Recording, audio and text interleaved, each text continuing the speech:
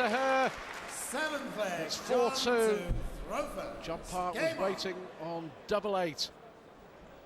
That was a very, very good dart from Aaron Warriner-Little, because yes, he was under extreme pressure there. But then Park, ever the pro, steps up to score his second maximum. And the difficulty for Alan Warriner-Little is going to be breaking John Park's throw. Park looks, well, I've already used the word authoritative.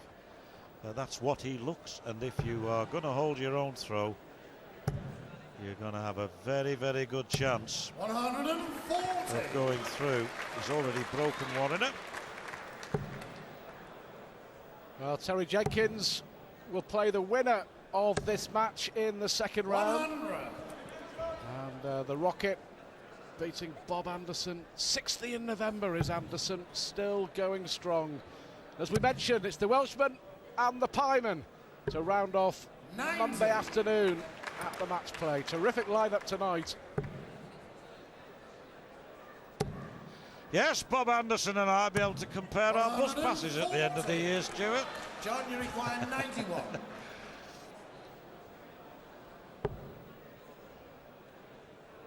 Number 14, the target. So we'll be 51. back, of course.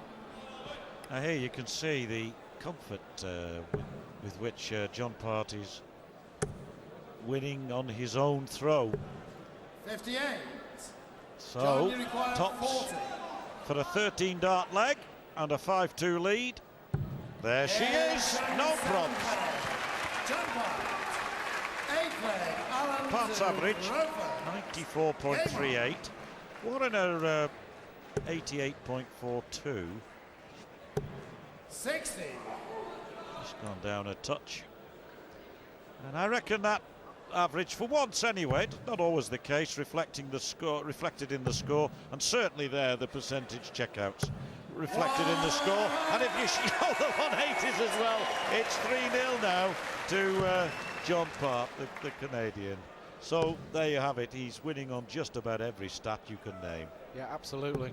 One-way traffic at the moment. John Park, 5 out of 7 for the doubles, 3 180s, an average of nearly 97. And we said he's smack bang back in form, and so it's proved to be. It will be 83. really difficult here for Warriner. Of course, this leg, if Park wins it, will be against the throw. 81. Yes, that's right, Stuart, and it'll be a second break of throw.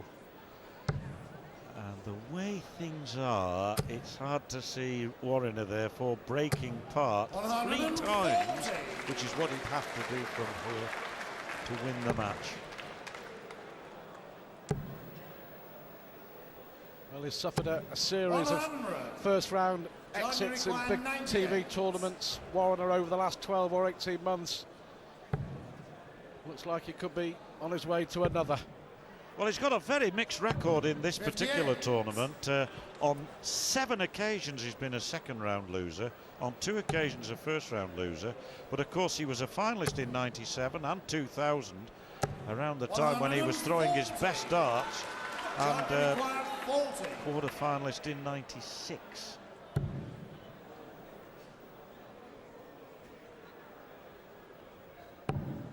Well, double 10 now for a break. Big dart. Well, the build-up was there, John. You made us pause and hold our breath, but what for us? Warriner now wants tops. Oh, unlucky. Good marker, though. Oh, unlucky. So close. Yes, his expression tells it all. You can't get closer than that without a bounce out, really. He thought that was in. He did. Double 5 for Park then. Now then, 1 dart at double 2. There we are, the double break. It's 6-2. A wry smile on the face of Warriner. 9th leg, John to Roper. Yes, because John Park there threw a none too convincing dart at the big one. It was just on the way, almost in the 20, and of course he'd have burst his score if he'd been the other side.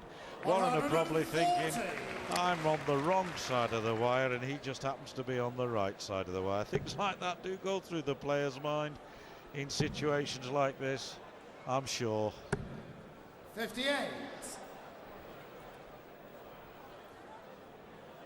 For Warriner, the target certainly for the next couple of months is to make sure he's an automatic qualifier for the World Grand Prix. 100. Top 24 in the world, Warriner currently 25. So looks a long way back from here now. Yeah, I think he's got Scafell to climb 41. here. He lives up there in Cumbria, doesn't he? And from 6-2 and 2 breaks behind, it's curtains, methinks, but 85. never write any of these players off in this tournament.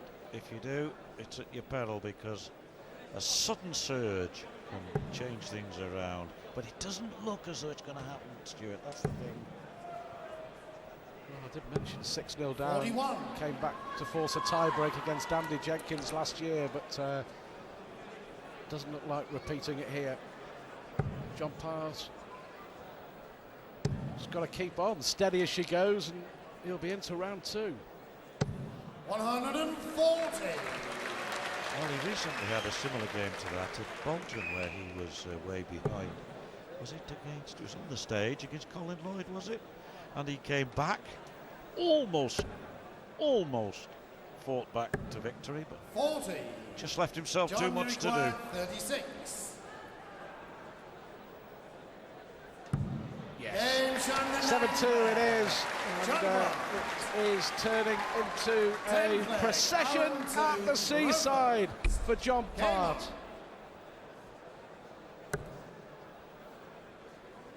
Now, he's getting upset with himself. Something, the lie of the dart, there's something that's not going in right. He's getting rattled, frankly. We saw at the end of the first session that something bothered Wazza. He recovered well, to his credit there, but he's unsettled and unhappy. You know, he puts so much pressure on himself, Warriner. As John Parr hits his 4th maximum, the key for Warriner from here on in, because he's slipped down the rankings, enjoyment. If he could just enjoy it 60. when he's up there on the stage, it might make a difference. He's certainly enjoying it. Well, his heroes on later today. I wonder if they'll let him stay up to watch. I'm sure they will. 41. He's got a dartboard there, Stuart. The sort you buy your grandchildren for Christmas, with little rubber tips. Oh, brilliant stuff there. 134. Good style, like it, son. Well, I think he needs, well, I thought he needed double 12 there, wasn't far away. He's throwing from 1 foot 9 1/4, remember, though. Yes. 140. Alan, you require 167. Treble 19 would leave the bull, of course. Now, this really would boost the confidence. Fantastic from Warriner. That is what he is capable of. Brilliant 167. A nod of approval from John Parr. He's still got a long way to do to catch up. The highest check out of the week so far. But Parr in control here, 7-3.